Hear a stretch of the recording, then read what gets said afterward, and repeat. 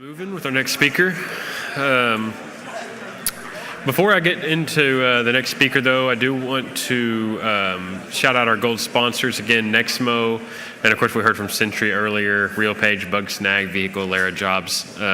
Be sure to check them out, tell them thanks, because we are going to have, of course, after today we'll have from like 5:30 to 7:30 we'll have the drinks again in the lobby, and then from 8 to midnight we have the after party at the Tavern on 4th. If you just Google that, you'll find the website. It's close to the Hyatt, which if you're staying there will be really convenient. But also I found out that that is sponsored by Sentry, and the first $5,000 or $6,000 worth of drinks is sponsored by Sentry, so you will be able to get drinks at the after party. So be sure to give them extra thanks for that. Anyway, our next speaker is Amanda Folson, who is developer advocate at GitLab, and she's going to be speaking about APIs with Lumen. Thank you. All right, how's everybody doing? Pretty good. Oh, that's a great response. Oh, he wasn't kidding about the apples. That's all I can see out here. So that's pretty good. So thank you so much for coming out today. Today I'm going to talk to you a little bit about creating an API with Lumen. As I'm speaking, feel free to tweet at me, save your questions, and I'll be sure to get back to you after the talk. So a little bit about me. Like Taylor said, my name is Amanda Folson. You might recognize me as the Lego face on Twitter. I'm happy to tell you I actually have a real face that you can see. I'm not just a Lego face. I'm a developer advocate at GitLab, and that's just kind of a fancy title for a professional conference attendee. I get to go around and speak at things like this. It's a great gig. So I've been dabbling in open source for about 10 years, of which many of those years were spent developing APIs and consuming APIs. I kind of got my start with PHP when I was really young. Anybody ever play Neopets as a kid? Was that just me? Yeah, I see a few hands. So me being an angsty 11-year-old, I was like, this is terrible. I can totally do this better. So I set out to do it better. I didn't do it better, obviously. I have a day job. I'm not a millionaire. But you know, it was a great kind of dabble in the PHP world. And I've been doing the API thing for a little while now, and it's been pretty fun. But you know, enough about me. Let's talk about Lumen. That's why you're here. So Lumen was released a little over a year ago as a micro framework. So what is a micro framework? Well, that's just a kind of a slimmed down version of a larger thing. In this case, it's a tiny Laravel. And the nice thing about Lumen being from the same project family as Laravel is that there are upgrade paths between the two projects. So if you want to slim down Laravel, and you can pretty much drag and drop your code into Lumen. If you decide that Lumen's not right for you and you want to go back up to Laravel, you can do that too with pretty much minimal effort on your part. You can drag your models and controllers into Lumen. Views get a little hairier, but we'll dive into that a little bit later. It's not important for right now. If you're, like I said, if you're using Lumen and decide that you really want Laravel, that really kind of the same rules apply between the two frameworks with minor modifications. It's relatively simple to go back and forth between the two. I don't recommend that you jump back and forth frequently. That will probably drive you insane. But you can do it if you decide you need to. So why Lumen? If Lumen is just kind of a trimmed down version of Laravel, why would you want to use Lumen? Well, I'll add a disclaimer that Lumen is not really intended to be a replacement for Laravel. And if you're looking to move your Laravel app to Lumen, kind of in an attempt to speed it up maybe, or you're starting a new project and you're thinking that it might become a huge thing, and you need like views and things, Lumen might not be for you. But if you're starting a new project and trying to build a microservice or an API or something like that, it's definitely the right approach to start taking. So let's talk about that for a little bit. Maybe you want to create some microservices, or maybe you want to work on migrating kind of one of your monolithic apps to a series of microservices. Well, what exactly is a microservice? People kind of tend to define this a few different ways, but typically it's just an app that's responsible for one specific function. So think of a microservice as like a module within a larger system that's responsible for just a single thing. So for example, you might have a service that sends emails out to people, or another that's rendering graphs or doing data processing. Those are each little tiny services that are responsible for just one specific thing. And in theory, they're supposed to be easier to maintain. In practice, that's not always the case, but I'm not here to go over the pros and cons of that. So let's talk about an example real quick. I run a blacklist that has a few little services that you can see. These are all services that are talking to that API box in the center, which in turn, presents things to a web interface and, indirectly works with the database and all that fun stuff. We have the service over here to kind of build DNS zone files for people to consume via DNS queries, and that's its sole job. There's a honeypot over here, which is actually kind of a subsystem. I'm not going to go too far into that. It's something that I want people to break into so I can kind of see what they're doing and see how they're approaching compromising things. And then there's another thing that exists simply to restart services at set intervals. The long story short there is that there's a memory leak in a daemon that I use. And unfortunately, I have not had time to fix it, and the maintainers have not had time to fix it. And so, none of us have prioritized that. So for now, thing restarter works. I have a service that just restarts servers. It's great. There's also a scheduler here that handles queues and messages, and that's also another subsystem. But there's kind of, the point here is that there's one entry point into all these things, and they're all responsible for little things, and if one breaks, it doesn't typically affect the other things that are going on here. So I had that API box in the center. So what the heck is an API? I'm sure many of you are familiar with APIs. They're rapidly gaining adoption here. But put simply, an API is a way for two pieces of software to talk to each other over a shared interface. It's really straightforward.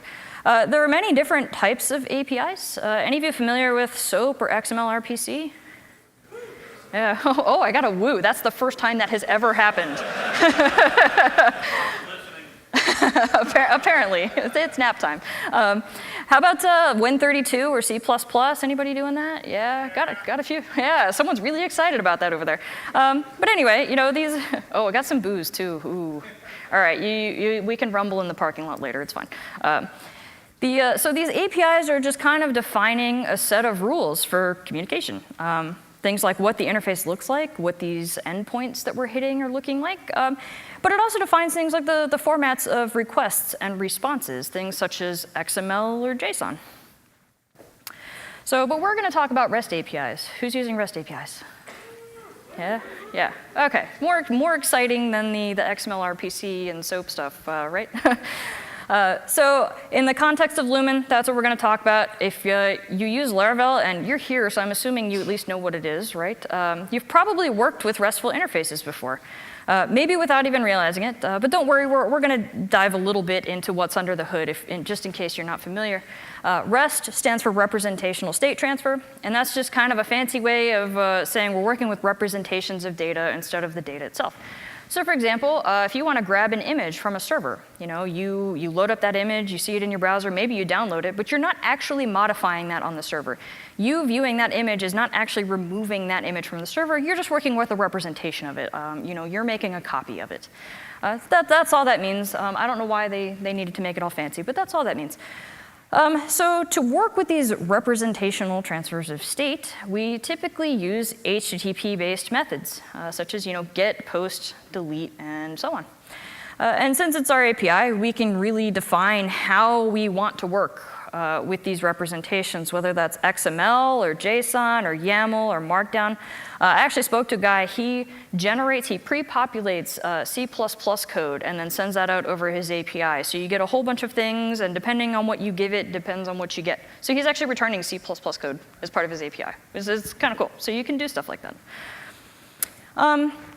Like I said, REST APIs are often HTTP-based. You don't always have to use HTTP, but most of the ones you encounter are likely to be HTTP-based these days. It's important to note that REST APIs are stateless. So each request is needing to be authenticated, and each request needs to be fully formed. So the server is not keeping track of the state of things. That rests solely on the client to keep track of. And the server just isn't responsible for that. That's all client side. There's also this concept of hagios, and the pronunciation of that is widely debated, but it's not super important. If you say the word, people are going to know what you're talking about more often than not.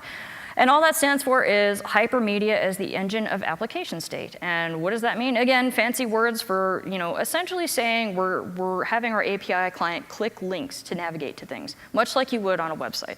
That's all that means. So I mentioned using HTTP methods. You use these every day as you browse the web, whether you realize it or not. Maybe you do. If you're a web developer, you more often than not probably realize what's going on here.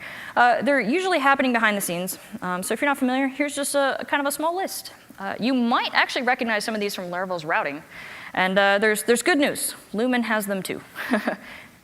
This talk isn't really about HTTP methods, though, but you'll find that understanding them will help you a lot when creating a REST API.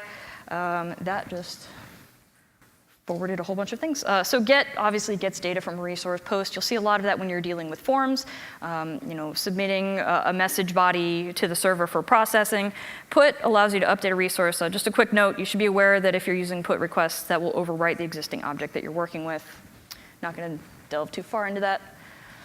So if you're coming from Laravel, Lumen actually still has many of the bells and whistles that you're used to. So firstly, you'll probably be happy to know that you can still use Homestead with Lumen in order to help you get up running and quickly. That'll have all the dependencies for you. If you're not familiar with Homestead, it's a Vagrant environment or a VM that you can run all of your Laravel and Lumen projects with. If you're not using it, you should definitely check that out. So, if you're already using Laravel, you're going to be pretty familiar with this process. This should look pretty familiar to you. There's really nothing new here. So there's several ways to actually install Lumen. You can use the Lumen installer, which I've pictured here, or you can also use Composer Create Projects, and virtually does the same thing. Both of these installation methods will work like they would in Laravel, and you really shouldn't have too many issues with this. .env is also still here. So just a quick note, in previous versions, you actually had to enable this in your bootstrap.app.php file, or slash, but now it's enabled by default for you, just to make things easier. And the reason for this is that Lumen kind of makes no assumptions about what you want. So you get bare bones, not too many assumptions. Also, note that the app key is not set for you. You're going to have to generate that manually. So this is because the artisan command has a kind of a more limited command set than full-blown Laravel. There's no key generate command out of the box. Not a big deal. It's 32 characters. You can mash your keyboard and generate 32 characters. That's not a huge deal. There's a bunch of ways to go about doing that. So that's not really a showstopper. Facades and ELOQUENT are also both disabled by default. Like I said, Lumen makes no assumptions about what you're going to want and what you're going to need in your project. So your project may not need them. I actually have a few that they don't need it, so I just keep it off. I don't even bother with that. But they're available to you if you'd like, and I actually do have projects that do make use of them. So that's fine. It's kind of a choose-your-own-adventure sort of scenario. For the sake of simplicity here, my examples will make use of both Facades and ELOQUENT, since a lot of people here are probably familiar with them, but it is good to know that you don't have to use them if you don't want to. If you want either of these, enable them in your app config in the Bootstrap folder. So something that's a little bit different. Routing might look a little strange to you out of the box. It's still RESTful like Laravel's and is still defined in a routes file. These are both default routes. You could easily have Laravel return a version or have Lumen return a welcome message or whatever. That's no big deal. Routes can still be bound to controllers. You can still do closures. App gets loaded via the Bootstrap file. So it's pretty simple to kind of follow along where things are going, how this gets bootstrapped and starts up. You'll also be pretty happy to know that Artisan is still available to you to help make life a little bit easier. Like I said, there's a few key differences between Artisan and Laravel and Lumen. So first and foremost, there's no serve command. So if you depend on the serve command, you don't have access to that. It's not a huge deal, though. You can use PHP's built-in web server, Homestead, your own web server of your choosing. It doesn't matter.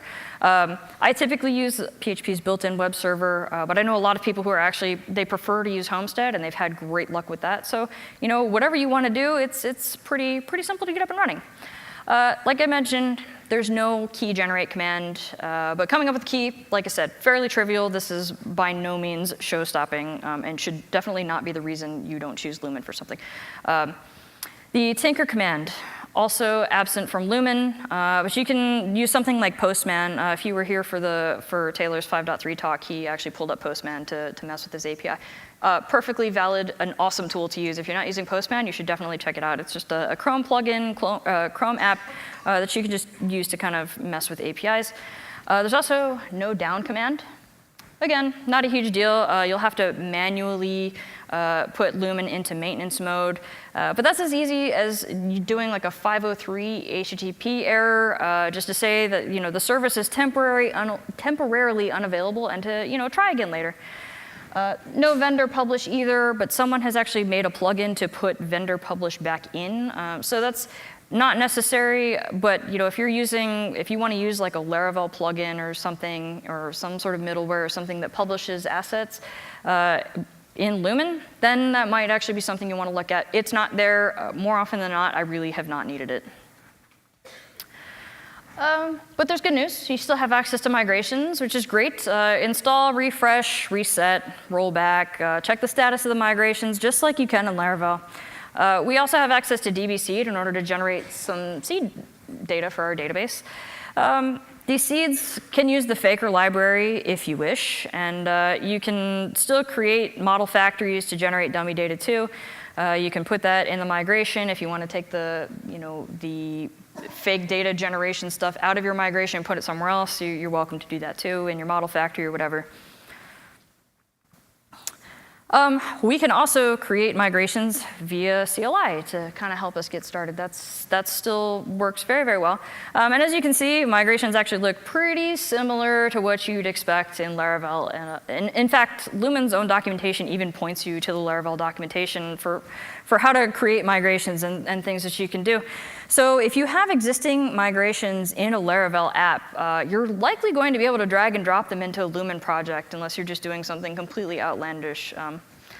It should be pretty easy for you to actually just copy that folder over and get up and running. So Lumen's make command is missing a few things that kind of make getting started easy in Laravel. They're just kind of missing in Lumen. We're essentially limited to make migration. And we're missing the ability to make models and make controllers and things like that. However, despite these things not being included by default, there are actually pretty good examples in the documentation that you can copy over and get started with. And there's a few more things that I didn't mention. You can compare the two artisan outputs and kind of see what's going on there.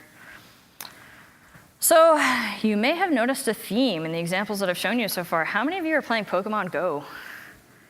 Yeah, lots of hands. Somebody's been adding lures to the Pokestops that are around here. Well, cool. So I've actually created a pretty basic Pokédex API to kind of help me keep track of things that I've caught a bit easier. And I also just really wanted to make a Pokemon API. So that's what I'm talking about. We briefly walked through creating a project. It really happens much the same way as you'd create a Laravel project, but now what? You have this Lumen app. What do you do with it?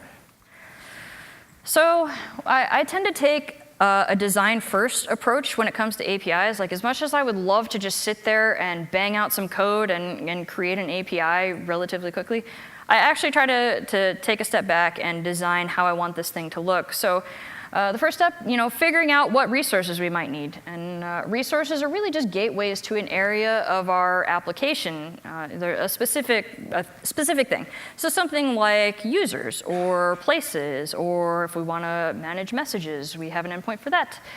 So CRUD actions can be performed on things like this, and we can use them to get a single item or maybe a collection of items. So here we have a single item.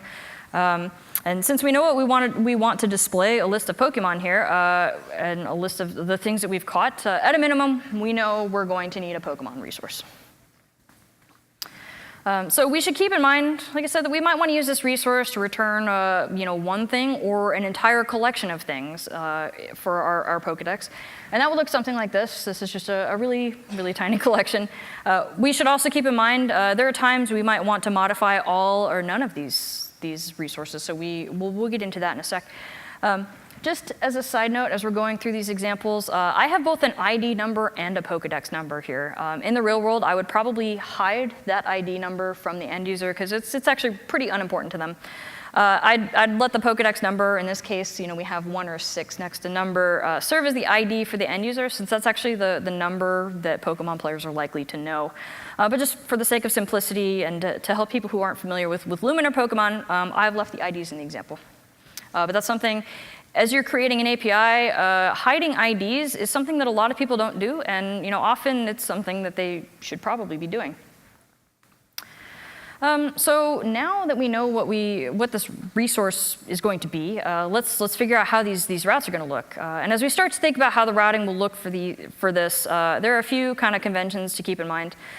Remember that we're using HTTP methods instead of named procedures, so the get method instead of using something like get Pokemon. I tend to suggest that people use plural nouns when naming resources just to kind of keep things consistent.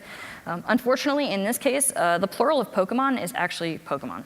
So it doesn't, yeah, thank you, Nintendo. So that doesn't actually work here, but we're going to work past that. But I suggest, something like users over user or places over place. And like I said, this is because you can use these endpoints to get one thing or an entire collection of things. And typically, you have more than one record that you're trying to work with when it comes to an API. So that's just like a little naming convention that I try to tell people about. And the remote is not working. Awesome. So a note about views. I mentioned that if you're trying to migrate from Laravel to Lumen, views might be a little hairy for you. So before we get into creating a controller, let's talk about this. Views were previously included in Lumen, and as of 5.2, they're actually not. You can put them back in if you'd like.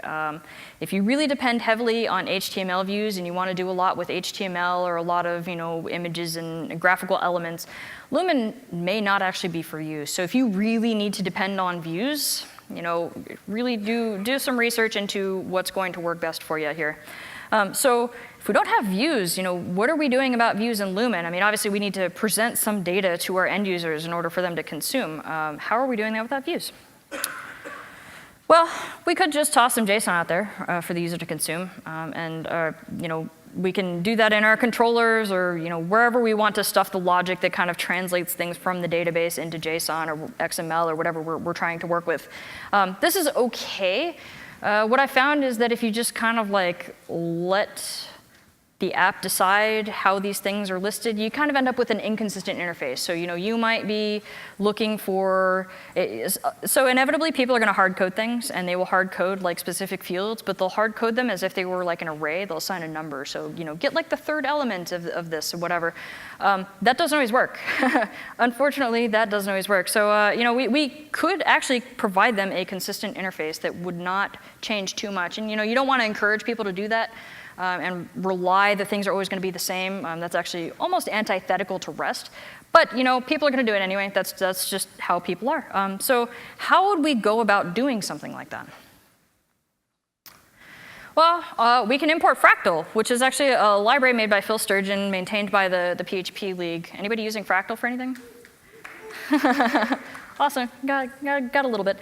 So FRACTAL actually helps us provide a consistent interface for presenting information. In this case, we're going to use JSON for output, and you can actually sort of see how that response is going to start looking just via this code here. So this code is actually called a transformer, and it does exactly what it's called. All it's doing is basically transforming data between our database into a JSON response format that we can easily consume. That's it. Super, super simple. So okay, enough about that. We're on to our controller. So here's our index method and our store method. Can you see that okay? Oh, okay. Silence is, all right, good. So our index method is simply returning a list or a collection of all the Pokemon in our Pokédex. We could paginate this response if we really wanted to. For the sake of this, I have not. But just know that's absolutely a thing you can do. We could even disable this entirely if we just didn't want to use this and only wanted to allow people to list Pokemon via a range of IDs. We could absolutely do that. And you can see here we're just running this through our transformer to output it nicely. Here at the top, and that's not working. Awesome. Thank you, remote. Our store method has a few components. So first, we're validating this request. You can still validate requests in Lumen. Awesome stuff. And then if we're replying with an error, if the request actually doesn't validate, and just saying please fill out the thing that you forgot to fill out. And then we then create a new Pokemon record. So we're returning a 201 created, and then we're setting our location header to the newly created record. And if you're making APIs and someone creates a thing, it's kind of a good idea to just let them know, like, hey, you created this new thing, that went well. By the way, if you want to access it, here's where you can access it. That's just kind of a nice thing you can do as you create an API. So this one is actually extremely underwhelming in terms of code, but I just wanted to put it out there for people who are actually following along trying to make an API. Basically, we're just using find or fail to see if the ID exists, running it through our transformer again. And if the ID isn't found, this is going to throw a 404 not found, which is kind of happening behind the scenes for us. It's not super amazing, but it's super, super simple. And simplicity is key here. This is going to be pretty easy to maintain here. So what if we want to update, an existing Pokemon? So despite all of this code, this entire brick, it's actually pretty straightforward. So the first thing we're doing is we're trying to find the Pokemon in our database. And if we can't, we're returning a 404 not found. Again, that's all happening behind the scenes. We're also validating this request to make sure that all of our fields are filled out. And since this is a put request, we're going to need all of our fields since we're overriding what's already in our database here. If all is well, we're going to save it, run it through the transformer. That's it. So this one is also pretty underwhelming, so I'm not going to show a screenshot of this in action. There are actually a few approaches to deleting entries via an API, and how to do that is actually really hotly debated. Error handling via APIs is another thing it's a pretty hot topic. It's a little beyond the scope of this talk. This is just an example, but this works pretty well. I do want to call attention to the response.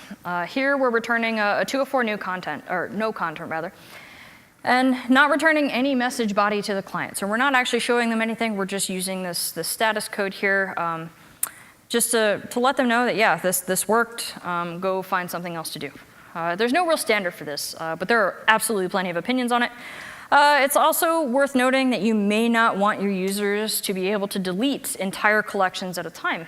This is especially true if you have something like a user's resource. Deleting every user at once could actually be really bad. I'm sure you can imagine why that would be really bad. So you might do it accidentally, maybe a client might do it. That's getting into some permissions territory, but even you yourself should probably not be able to make an API call that deletes every single thing.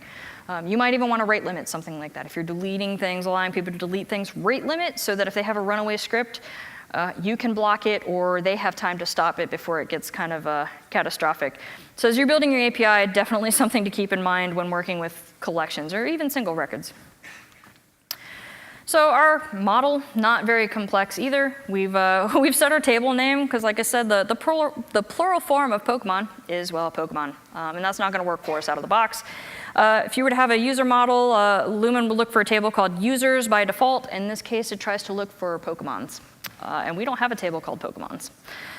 We've also filled out our fillable array with things that we want users to modify. In this case, the name of the Pokemon, its Pokédex number, description. ID is an auto-incrementing field that we don't need to worry about that, so we're not expecting an ID here.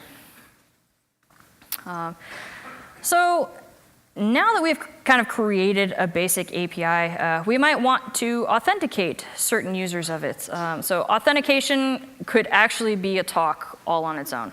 You could talk for hours about how to authenticate people, but that's, like I said, that's another talk entirely.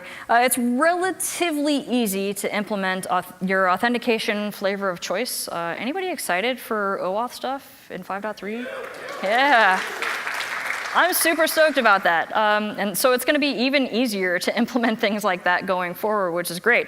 So whether or not your implementation of it, unfortunately, another story as to whether or not that's easy. But it's simple to get something in place here, is my point.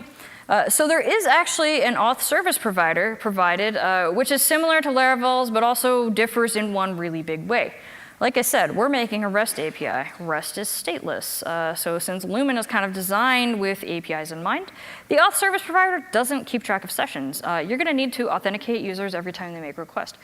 You don't necessarily have to, but if you're trying to make something RESTful, then that's a good guideline. So there's plenty of options. I mentioned OAuth. You can use JWT if you'd like. OAuth 2, Stormpath has a pretty good integration with Laravel, and in particular Lumen. There's actually documentation on how to integrate that with Lumen. Here I've just created a JSON Web Token method of authenticating users. I've put creating, updating, and deleting Pokemon behind this authentication middleware. Yes, you still have access to middleware. You can still create middleware in Lumen. It's good stuff. But I don't care about unauthenticated users, listing Pokemon. That's relatively low danger. In this case, I just want people to be able to see what I have without authenticating. Up to you as to whether or not you want to put that behind your authentication middleware. So just a quick note about authentication. It's widely debated in the tech community. And so as you start to actually build out your authentication layer, there's a few things that you should kind of keep in mind here. Even though this is an API, you should still be aware of SQL injection attacks and password security and things like that. I talked to a lot of people who they create an API and they're like, oh yeah, MySQL backed, but we're not worried about SQL injection attacks. We're not using forms. Well, just because we're not using forms doesn't mean that we're safe from this. And you'd actually be surprised at how many people think that just because there's no form means that you can kind of just like throw security out the window. So we should kind of give considerable care to how we're storing this information, and definitely if you're putting an API out there for anyone to consume, even yourself internally, throw up SSL to kind of secure those requests and the responses. Definitely, if you were having people authenticate, please use SSL. So last little bit. We've made a simple API, and all is kind of going well, but we might want to programmatically test this as we're going along. If you're coming from Laravel, you'll be happy to know that everything you love about testing in Laravel, anybody see Adam's talk? Yeah, good stuff? Yeah, you can do all of that in Lumen as well. So I actually wrote these tests before writing the code to run the app. You can write them afterwards too. I'm actually not here to evangelize testing methodologies to you. I'll save that for Adam. This is just a snippet from a simple test that I wrote. Here we're testing when we post to the Pokemon endpoint that our record gets stored and we see the data when we call it. Additionally, we're also asserting that the created at key exists in the JSON that we get back. Super simple. Super simple, rather. So I could actually talk about this stuff all day, but unfortunately there's not enough time in the day. As you're building out your API, there are some other things that you might want to look into that I wasn't able to go over in this talk. This list is definitely not exhaustive, but I'm going to put it online later. So I mentioned Hadios and Hypermedia, allowing people to kind of browse your API via links that you provide them. Rate limiting, definitely. As you start to scale out your API, you're going to want to look into how to rate limit requests. And there's a bunch of different ways to do that. You can do that through Lumen itself. You can do that via your web server. A bunch of different ways to get into that. Running APIs at scale is actually kind of a cool topic that you might be interested in. You'll get into things like caching. There's a bunch of different ways to do that as well. Events, queues, encrypting information, logging, even deploying this. There's a whole bunch of different ways to deploy APIs, and everybody's kind of doing different things right now, which is fine. I actually know people who they do deployments of the API every single day. So they're so confident that their API is not going to break that they roll out several times a day. And that's totally fine. And there's also some really amazing resources out there. So if you're familiar with Laravel, and I'm guessing most of you are since you're here, it's relatively easy to get started with Lumen to get an API up and running. If you're not familiar with Laravel at all, it's still pretty straightforward to get up and running with some PHP and MVC knowledge. Like I said, there's a ton of great resources out there if you'd like to know more, and I definitely encourage you to check a few of these things out.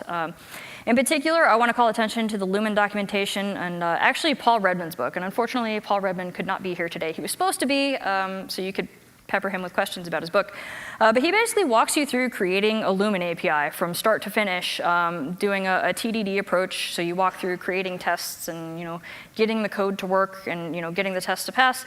And then kind of goes over some of the refactoring bits as you add complexity into your app. It's a truly great read if you'd like an in-depth tutorial on how to create an API.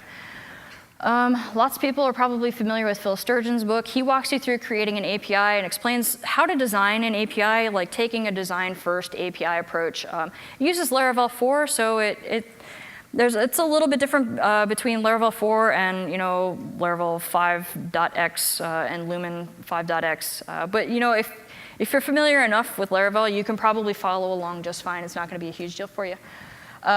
RESTful Web APIs by these guys. Super, super in-depth book. Pretty much anything you'd ever want to know about creating a web API, they have mentioned it. And I want to call out Undisturbed REST by Mike Stowe. It actually contains no code, but deep dives into how to actually design an API.